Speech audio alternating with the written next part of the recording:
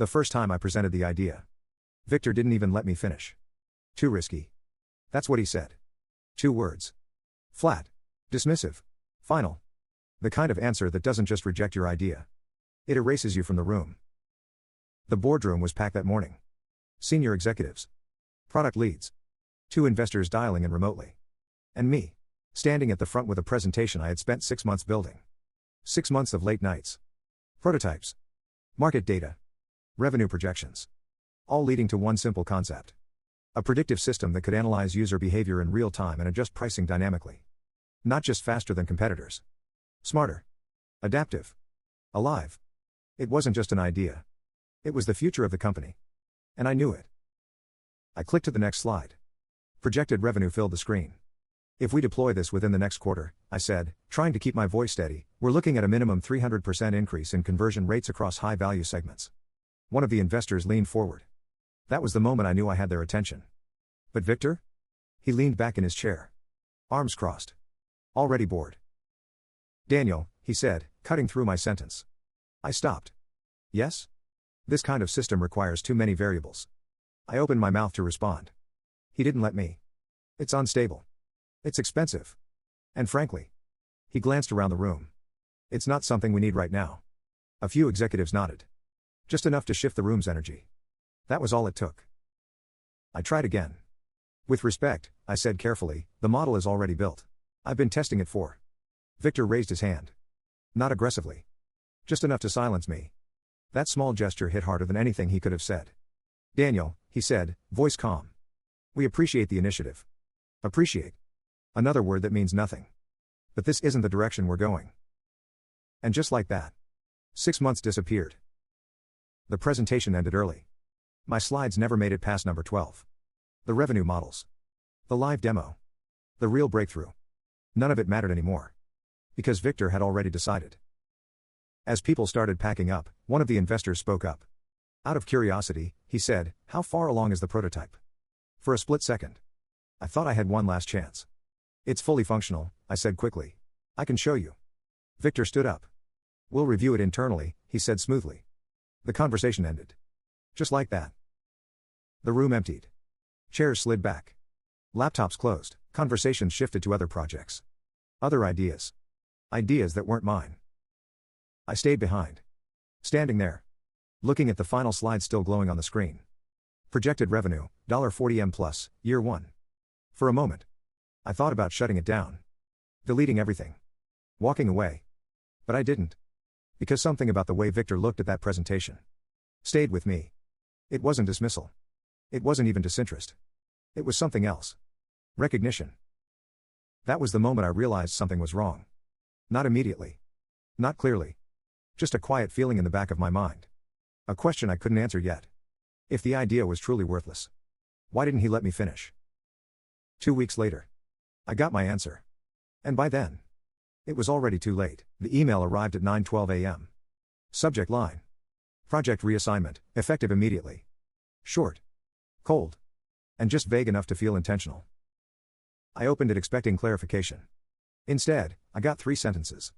Due to internal restructuring, your current project will be transitioned to another team. You will be reassigned to support analytics. Please coordinate with your new manager. That was it. 6 months of work. Reduced to 3 lines. For a moment, I just stared at the screen. Not angry. Not yet. Just confused. Because something didn't add up. Projects don't just disappear overnight. Not ones with full prototypes.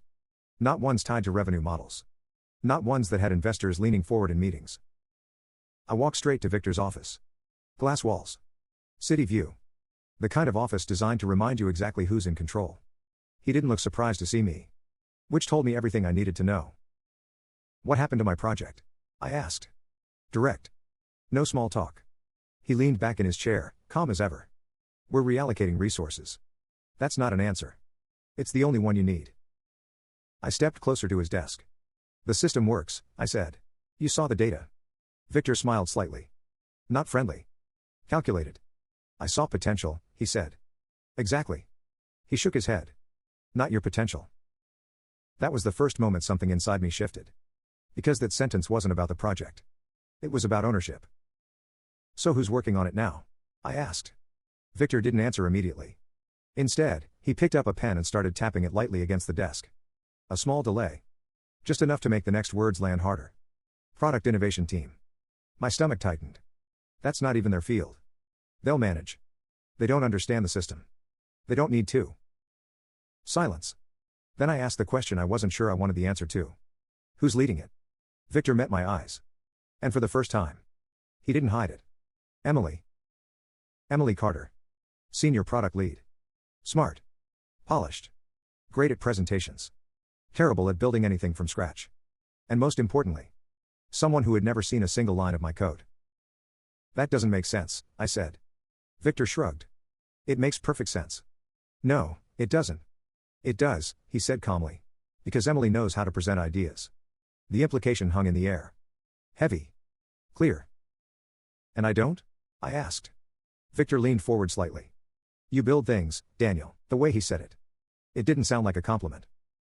I left his office without saying another word. Because arguing wouldn't change anything. The decision had already been made. The only thing left was to understand why. I got my answer later that day. Not from Victor. Not from HR. But from the system itself.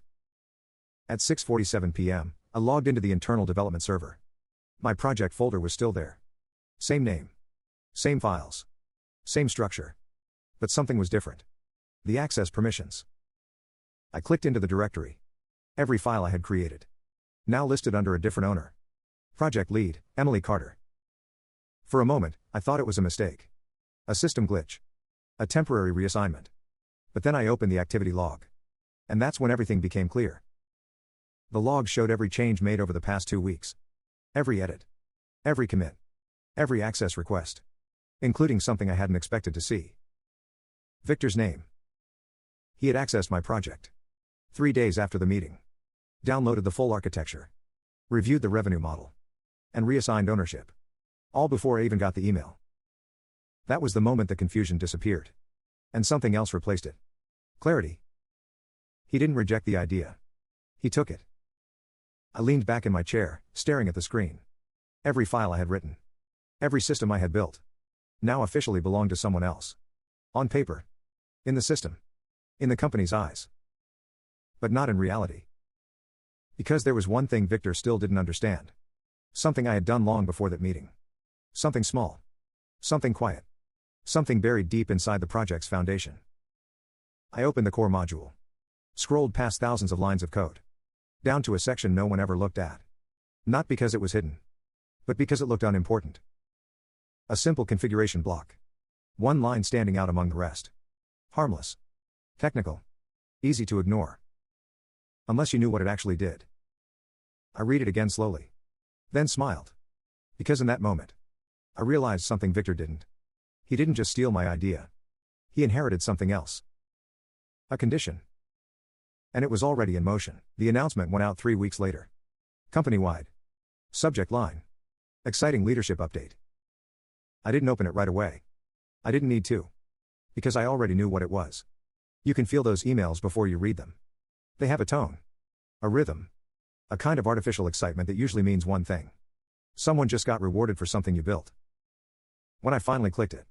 There it was. Right at the top. We're proud to announce Emily Carter as the new head of product innovation. Below it. A paragraph that made my chest tighten. Emily will be leading the development of our next generation adaptive pricing platform. I stopped reading. I didn't need the rest. Because I already knew what they were talking about. My system. My idea. My work. The office felt different that morning. Lighter. Busier. Excited. People were congratulating Emily in the hallway. Smiling. Shaking hands. Talking about the future of the company. And everywhere I went, I heard the same phrase. Her project. I sat at my desk, staring at my screen. The same screen I had spent months building something on. Now reduced to analytics reports for other people's work. Supporting roles. Background tasks. Invisible. Around noon, there was a gathering in the main conference space. Not officially announced. But everyone knew. Emily was presenting. I told myself not to go. There was no reason. Nothing to gain. But something pulled me there anyway. Curiosity. Or maybe. I just needed to see how far it had gone. The room was packed. Standing space only. Executives near the front. Developers along the sides. And right in the center. Emily. Confident. Polished. Perfect. Behind her, the screen lit up. And for a second, I couldn't breathe. It was my interface. Exactly as I designed it. Same layout. Same flow. Even the small details. The things no one notices unless they built it. Good afternoon, everyone, Emily began. Her voice steady. Practiced. I'm excited to introduce a new direction for our platform. A new direction. She clicked to the next slide. And there it was. The core system architecture. The same diagram I had presented weeks earlier. Only now. My name was gone. This system uses real-time behavioral analysis to dynamically adjust pricing, she continued. I felt my hands tighten slightly. Because those were my words. Not similar. Not inspired. The exact same explanation. People nodded. Impressed. Engaged. Just like the investors had been. Except this time. No one interrupted. I scanned the room. Victor stood near the back. Watching, satisfied. Like everything was going exactly as planned. Emily moved through the presentation smoothly. Every feature. Every projection. Every revenue model. All delivered perfectly. Because she wasn't building anything. She was presenting something that was already finished. Then came the moment that changed everything. She clicked to the revenue slide. Projected revenue, $40M plus, year 1. The same number. The same formatting. Even the same color scheme. A murmur spread through the room. Excitement. Surprise. Validation. One of the executives leaned forward. This is incredible, he said. When can we launch? Emily smiled. We're closer than you think. Victor stepped in. Emily and her team have been working around the clock, he said. I almost laughed. Because the only person who had worked around the clock was me. Applause filled the room. Not loud. But enough. Enough to make it real. Official. Permanent. I turned to leave. Because I had seen enough.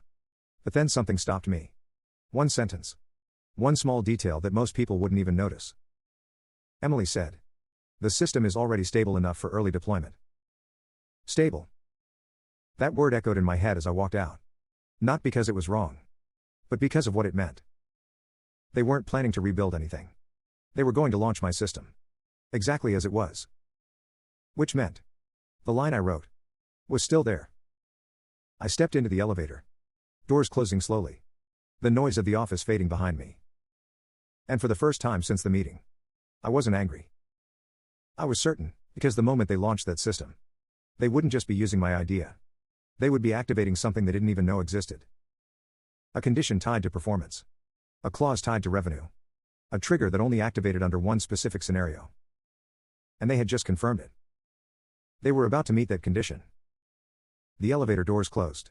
And as the building disappeared behind me, I realized something Victor still hadn't. He thought he took my idea. But what he actually took was a contract he didn't understand. The contract was signed on a Tuesday. 11:18 a.m. Conference room B. I remember the exact time because I was there when it happened. Not at the table. Not as part of the discussion. Just present. Like background noise.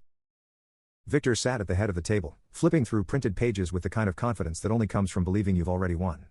Emily sat beside him, laptop open, ready to walk through the rollout timeline. Legal was there too. 2 attorneys. Quiet. Efficient. Focused on structure, not substance. This is just a standard development integration agreement, one of them said. Nothing unusual. That was the moment I almost smiled. Because nothing unusual was exactly what I needed them to believe. The contract itself was simple on the surface. Authorization to deploy the adaptive pricing system across company infrastructure. Revenue sharing structure. Intellectual property alignment. The usual language. Clean. Safe. Predictable. But buried inside page 12. Clause 19. 23 words. I had written them myself. Not during that meeting. Not even that week. Months earlier. When the project was still mine. When no one was paying attention. When I still had control over the initial framework agreements tied to the prototype. Back then, it looked like a technical safeguard. A small protection clause in case the system was ever repurposed or transferred. No one questioned it. Because no one expected the system to be taken away from me. That was their first mistake. Victor skimmed the contract. Not reading. Scanning. Looking for risk, not detail. Looking for problems, not traps. Anything we should be concerned about? He asked. One of the lawyers shook his head. No. Emily glanced at the signature page. Let's move forward. Victor signed. Smooth. Confident. Final. And just like that, the condition was locked in. I stood near the back of the room, watching it happen. No one looked at me. No one asked for my input. No one realized what they had just agreed to. Because Clause 19 didn't look dangerous. It didn't sound dangerous. It didn't even look important. It read, in the event of commercial deployment exceeding projected revenue thresholds, original system authorship rights will be automatically reinstated without requirement of executive approval. That was it. 23 words. Simple. Technical. Easy to ignore. Unless you understood what it actually meant. Because authorship rights weren't symbolic. They weren't ceremonial. They were legal control. Ownership. Authority. And projected revenue thresholds. Those weren't random either. They were tied to the exact number on my presentation. $40 million. The same number Emily had just shown to the entire company. The same number Victor had approved without thinking twice. The same number they were now racing to hit. They believed it was a goal. But it wasn't. It was a trigger. The moment the system generated that amount in verified revenue, ownership wouldn't be debated. It wouldn't be negotiated. It wouldn't even be noticed at first. It would simply transfer. Automatically. Silently. Legally. And there was nothing in the contract that allowed them to stop it. That was the second mistake. The third mistake was launching the system without changing a single line of code. Because Clause 19 wasn't just in the contract. It was mirrored inside the system itself. I built it that way on purpose. Legal and technical alignment. 2 layers. 1 outcome. If one failed, the other enforced it. I left the meeting before it ended. Quietly. No one noticed. Because at that point, there was nothing left for me to do. The system was built. The contract was signed. The condition was set. All that remained was time. 3 months later, they launched the product. 6 months later, they celebrated. And somewhere between those 2 moments, they crossed a number they thought meant success. But what it actually meant was that everything they had just built no longer belonged to them. The launch happened on a Thursday. Quiet. Controlled. Almost. Cautious. No big announcement. No press release. No celebration. Just a phased rollout across a small segment of high-value users. That's how companies test something they don't fully understand. They start small. Measure. Adjust. Pretend they're in control. I watched it all from my apartment. Laptop open. Dashboard running. The same internal metrics I used during development. Still accessible. Still tracking. Still mine. At 10:03 a.m., the first data came in. Conversion rates jumped immediately. Not gradually. Not slightly. Instantly. Plus 18%. Then. Plus 27%. Then. Plus 41%. I leaned back in my chair. Not surprised. Just confirming. Because the system wasn't guessing. It was adapting. Learning. Optimizing in real time. Exactly the way I built it. Across the city, inside the Halstead office. They were seeing the same numbers. What is happening? One product manager asked. Emily stared at her screen. This shouldn't be possible. But it was. By 11:20 a.m., the system had already outperformed every previous pricing model the company had ever used. Victor was called into the room. He walked in expecting progress. What he saw instead was acceleration. Run it wider, he said immediately. No hesitation. No caution. No understanding of what he was actually unleashing. That was his fourth mistake. Because the system wasn't designed to grow slowly. It was designed to scale. By 2 p.m., the rollout expanded across 40% of the platform. Revenue started climbing faster. Faster than projections. Faster than forecasts. Faster than anything they had planned for. I watched the numbers tick upward. Every second. Every transaction. Every decision made by the system pushing them closer to something they didn't even know existed. The threshold. Back at the office, the mood had changed completely. Excitement replaced caution. Confidence replaced doubt. We're looking at a 300% increase, someone said. Emily shook her head. No. She zoomed in on the data. This is higher. Victor smiled. That confident, controlled smile. The kind that says I knew this would work. Even when he didn't. Prepare the full rollout, he said. No one argued. Because the numbers didn't just look good. They looked impossible. By the end of the day, the system was live across the entire platform. That's when things stopped being predictable. The next morning, the company sent out its first internal revenue report. Subject line, Adaptive Pricing Performance Update. I opened it slowly. Not because I was nervous. Because I wanted to enjoy the moment. The number sat in the middle of the screen.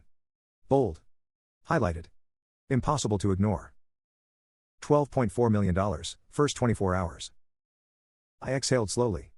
Not impressed. Just satisfied. Because now the countdown had truly begun. Back in the office, they were celebrating. Not publicly. Not yet. But internally. The energy had shifted. This changes everything, one executive said. Victor nodded. Yes. It does. Emily stood near the screen, explaining the numbers to the leadership team. This is just the beginning, she said. With full optimization, we're looking at hitting 40 million within months. Victor smiled again. That same smile. The one built on stolen confidence. Then we scale faster, he said. That was the moment I almost laughed. Because they still thought 40 million was the goal. They didn't realize. It was the line they should never cross. 3 weeks later. They crossed it. The system didn't announce it. There was no alert. No warning. No message. Just a single number in a report. $40,002,118. $2,000 over the threshold. That's all it took. I stared at the screen. Then opened a different dashboard. One they didn't know existed. At the top. A status line changed. Clause 19 condition, met. Below it. A new process appeared. Authorship reinstatement protocol, initiated. I closed my laptop slowly. Because from that moment on, everything they were celebrating was no longer theirs. They just didn't know it yet. The first sign wasn't technical. It wasn't a system failure. It wasn't even visible to the product team. It was an email. Sent automatically. From a system no one had touched in years. Subject, ownership status update, adaptive platform time, 2:14 a.m. It landed in 3 inboxes. Legal. Finance. And one executive distribution list Victor had probably forgotten even existed. No one saw it immediately. Because at 2:14 a.m., no one was looking. But the system was already moving. At that exact moment, a background process activated inside the company's financial infrastructure. Quiet. Precise. Irreversible. Authorship reinstatement protocol, active. Across multiple departments, permissions began shifting. Not dramatically. Not enough to trigger alarms. Just small changes. Subtle ones. Revenue attribution logs. Reassigned. Intellectual property tags. Updated. Internal ownership flags. Rewritten. All pointing to one name. Daniel Carter, original system author. I saw it happen in real time. From my laptop. From the same dashboard they didn't even know existed. The numbers didn't change. The system didn't slow down. The platform kept running perfectly. But underneath it all, the foundation had just moved. Back at the office, the first person to notice something was wrong. Wasn't Victor. It wasn't Emily. It was someone in finance. At 8:37 a.m., a senior analyst opened the daily revenue allocation report. Something looked off. Not the totals. Those were higher than ever. It was the attribution. Why is this tagged differently? She asked. Another analyst leaned over. What do you mean? She pointed at the screen. This product. It's showing external ownership. Silence. That's not possible, he said. Everything we deploy is internal. She refreshed the system. Same result. Then she opened the detailed breakdown. And that's when the room went quiet. Because at the bottom of the report, a new field had appeared. Primary ownership, Daniel Carter. Who is Daniel Carter? Someone asked. No one answered. Because the people who knew that name weren't in that room. Yet. Upstairs, Victor walked into the office like every other morning. Confident. Relaxed. Winning. His assistant handed him a tablet. Finance flagged something unusual. He glanced at it casually. Then paused. What is this? He asked. Revenue attribution anomaly, she said. Victor frowned. Fix it. It's not a display issue. He looked up. What do you mean? She hesitated. It's in the system. That was the first moment something felt off. Victor walked straight to the product floor. Emily was already there, surrounded by screens filled with performance data. We have a reporting issue, he said. Emily barely looked up. It's not a reporting issue. Victor stopped. What? She turned her monitor toward him. This isn't just finance, she said quietly. It's everywhere. On the screen, the system architecture was displayed. Every module. Every component. Every layer of the platform. And at the center of it all. One name. Primary system author, Daniel Carter. Victor's expression didn't change. But something behind his eyes did. That's wrong, he said. Emily shook her head slowly. No. She zoomed in on the system logs. These changes started at 2:14 a.m. Victor's voice dropped. Revert it. Emily didn't move. I tried. Silence. It won't revert. Victor stared at the screen. Then override it. She shook her head again. Already attempted. And? She looked at him. For the first time. Not confident. Not polished. Just honest. It rejected the command. Victor blinked. What do you mean rejected? Emily swallowed. It says we don't have authority. The words hung in the air. Victor laughed once. Short. Sharp. That's not how our system works. Emily didn't respond. Instead, she opened one more window. The core control panel. At the top, a status line. System ownership, externalized. Below it, a detail that made everything stop. Controlling authority, Daniel Carter. Victor stared at the screen. For the first time since this started. He understood. Not everything. Not yet. But enough. This is him, he said quietly. Emily didn't ask who. She already knew. Because there was only one person who could build something like this. And only one person they had removed from the system. Victor turned slowly. Find him. Across the city. My phone buzzed. Unknown number. Then another. Then another. I didn't answer. Because the moment had already passed. They thought they could fix it. Control it. Reverse it. But the truth was. This wasn't a problem. It was a process. And it had already begun. On my screen, a new notification appeared. Authorship reinstatement, 18% complete. Below it, another line. Next phase preparing. I leaned back in my chair. Because what they were seeing now was just the beginning. The first call came from compliance. Not legal. Not the board. Compliance. That was the moment everything changed. Because compliance doesn't call unless something has already gone wrong. At 11:06 a.m., Victor's phone rang. He answered immediately. Victor Lang. The voice on the other end was calm. Too calm. We need you in conference room A. No explanation.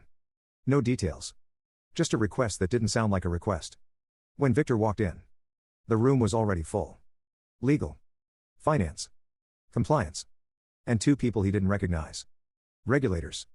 That's when the confidence disappeared. Emily stood near the screen, arms crossed tightly. This is getting out of control, she whispered. Victor didn't respond. Because for the first time, he didn't have control. The lead compliance officer stepped forward. We've identified a discrepancy in ownership attribution tied to the adaptive pricing platform. Victor kept his voice steady. It's a system error. The officer shook her head. No. She clicked the remote. The screen lit up. Transaction logs. Revenue streams. System ownership tags. Every single one pointing to the same conclusion. This platform is generating revenue under external ownership classification, she said. Victor's jaw tightened. That's incorrect. One of the regulators leaned forward. Is it? The room went silent. Because now this wasn't internal anymore. This wasn't something they could fix quietly. This was official. The regulator tapped the screen. Over the past 3 weeks, this system has processed over $40 million in transactions. Victor didn't answer. And according to your own infrastructure. He pointed at the ownership field. That revenue is attributed to an individual outside the company. Victor finally spoke. That's a misconfiguration. The regulator shook his head. No. He zoomed in. Primary ownership, Daniel Carter. The name filled the screen. Emily looked down. Because now everyone in the room knew exactly who that was. The compliance officer continued. Under financial regulations, generating revenue using externally owned technology without proper disclosure. She paused. Is a violation. Victor's voice dropped. What kind of violation? The regulator answered. The kind that triggers a full audit. Silence. Not the quiet kind. The heavy kind. The kind that presses down on everyone in the room at the same time. Because audits don't look at one thing. They look at everything. Every contract. Every transaction. Every decision, and once they start, they don't stop. Emily spoke quietly. This just started 3 weeks ago. The compliance officer shook her head. No. She clicked again. Historical logs appeared. Older data. Months of it. The system had been tracking authorship long before the launch. Your platform architecture has always recognized external authorship, she said. Victor felt something shift in his chest. Meaning what? he asked. The regulator didn't hesitate. It means this didn't start 3 weeks ago. He pointed at the screen. It started the moment the system was created. The room went still. Because that meant something far worse. This wasn't just a recent mistake. This was a structural problem. A legal one. Emily whispered it before anyone else could. We've been operating on someone else's system. The compliance officer finished the sentence. Without proper ownership transfer. Victor looked at the screen again. Then at the regulators. Then at the lawyers. And finally. At Emily. Fix it, he said. No one moved. Because for the first time. There was no fix. The regulator closed his folder. You need to understand something, he said. This is no longer an internal issue. He looked directly at Victor. This is now a legal matter. Across the city. My screen updated again. Authorship reinstatement, 46% complete. The number was rising faster now. Because once the audit began, the system accelerated. More data verified. More ownership confirmed. More control transferred. They thought the audit would slow things down. But in reality, it was doing the opposite. It was proving everything. And the more proof the system gathered, the stronger my position became. I checked the next phase timer. Public disclosure preparation, 2:12 and 9 seconds. 2 hours. That's all that was left, because once the audit reached a certain threshold, the system would no longer keep things internal. It would escalate. Publicly. Legally. Irreversibly. I closed my laptop. Because at this point, there was nothing left to watch. Only something left to happen. And somewhere inside that building, Victor Lang was realizing something too late. He didn't just steal an idea. He activated a system designed to expose him. At 2 p.m., the boardroom was locked. Not metaphorically. Physically. Security was stationed outside. Phones were placed face down on the table. And for the first time in the company's history, no one was allowed to leave. Victor stood at the head of the room. But he didn't look like a CEO anymore. He looked like someone trying to outrun something that was already inside the building. Tell me our options, he said. Silence. Not hesitation. Not confusion. Just the absence of an answer. Finally, Margaret from legal spoke. There are no clean options. Victor's jaw tightened. Then give me the dirty ones. She took a breath. We can attempt to negotiate with him. Victor didn't ask who. He already knew. And if he refuses? Margaret didn't look away. Then we prepare for exposure. Across the table, Emily sat completely still. Her laptop was open. But she wasn't typing anymore. She was watching something. Victor, she said quietly. He turned. What? She rotated the screen toward him. A dashboard. One he had never seen before. At the top. A progress bar. Authorship reinstatement, 63% below it. A second process. Public disclosure protocol. Initializing. Victor felt something cold settle in his chest. What is that? He asked. Emily's voice was barely above a whisper. I think. It's preparing to release something. Margaret leaned forward. What kind of release? Emily zoomed in. A list of files appeared. Contracts. Emails. Development logs. Internal presentations. Every document tied to the platform. And at the top of each one, a name. Daniel Carter, original author. Margaret's face went pale. This is evidence packaging, she said. Victor turned sharply. Evidence for what? She didn't hesitate. For a case. The room went silent again. Because now the shape of the problem had changed. This wasn't just about ownership anymore. This was about proof. Documented. Organized. Ready. Victor walked to the window. Looked out over the city. Trying to think. Trying to find a move. There has to be a way to stop it, he said. One of the engineers shook his head slowly. It's not running on a single system. Victor turned. What does that mean? It's distributed. He stepped closer. Explain. The engineer swallowed. The protocol is embedded across multiple layers. Legal records. Financial systems. Core infrastructure. He paused. Even if we shut one part down. Victor finished the sentence. The rest keeps going. The engineer nodded. Yes. Emily spoke again. And it's accelerating. She pointed at the screen. Authorship reinstatement, 71%. The number was climbing faster now. Margaret closed her folder slowly. We're out of time. Victor looked at her. How much? She glanced at the screen. Less than an hour. That's when the room finally broke. Not loudly. Not dramatically. But internally. Because every person in that room understood the same thing at the same time. This wasn't a problem they could solve. This was something they had already triggered. Across the city. My phone buzzed. Victor. I answered. Daniel, he said. No confidence. No control. Just urgency. We need to talk. I looked at the skyline. We already did. This is different. Is it? A pause. Then he said something I'd been waiting to hear. What do you want? I smiled slightly. Because now. He was finally asking the right question. But he was asking it too late. You still don't understand, I said calmly. Understand what? This isn't about what I want. Silence. Then quietly. What happens next? I looked at my laptop. The timer was almost gone. Public disclosure, 0:42 and 11 seconds. I gave him the only answer that mattered. The truth. And inside that locked boardroom, as the system they built prepared to expose everything, Victor Lang finally realized something that couldn't be undone. He didn't lose control today. He lost it the moment he signed that contract. At 2:47 p.m., the first notification went out. Not from legal. Not from PR. Not from anyone inside the company. From the system. Across investor dashboards, regulatory portals, and internal executive terminals. A new alert appeared. Automated disclosure event initiated. No one clicked it at first. Because no one understood what it meant. Until the screens changed on their own. Inside Halstead's boardroom, every monitor flickered. Presentations disappeared. Emails vanished. And replaced them was a live feed. Black screen. White text. Adaptive platform ownership disclosure. Victor stood up instantly. Shut it down. No one moved. Because they already knew what would happen. Nothing. Across the financial world. The same screen appeared. Investment firms paused mid-trade. Analysts leaned forward. Regulators opened recording logs.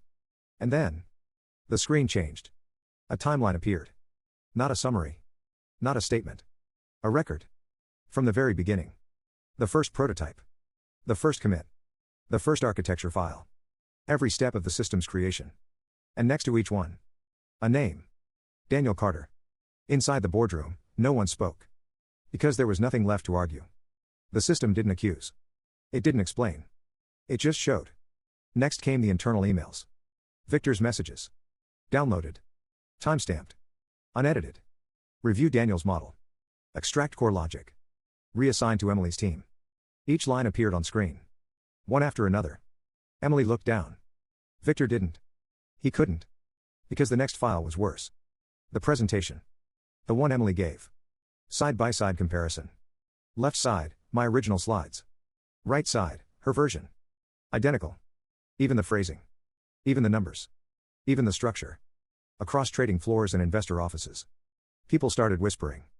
Because this wasn't a mistake. This was theft. Then came the contract. Page 12. Clause 19. Highlighted in red. The text filled the screen. Original system authorship rights will be automatically reinstated. A pause. Without requirement of executive approval. And beneath it. The number. $40,002,118. The exact moment the condition was triggered. Inside the boardroom. Victor finally sat down. Because now. It wasn't just happening. It had already happened. Across global markets. Halstead's stock began dropping. Not gradually. Violently. Down 12%. Down 21%. Down 33%. Trading volume spiked. Then halted. Regulatory alerts triggered automatically. Inside the live disclosure. One final screen appeared. System status. Ownership transfer, complete. Below it. One line. Primary controller, Daniel Carter. Silence. Not just in the boardroom. Everywhere. Because in less than 10 minutes. A billion-dollar company had just been exposed. Not by a person. By its own system. The feed stayed live for 30 more seconds. Just long enough. Then it ended. Screens returned to normal. But nothing was normal anymore. Phones started ringing. Relentlessly. Law firms. Investors. Regulators. Media. Every call asking the same question. What just happened? Victor didn't answer any of them. Because he already knew. Across the city. I closed my laptop. No celebration. No speech. No reaction.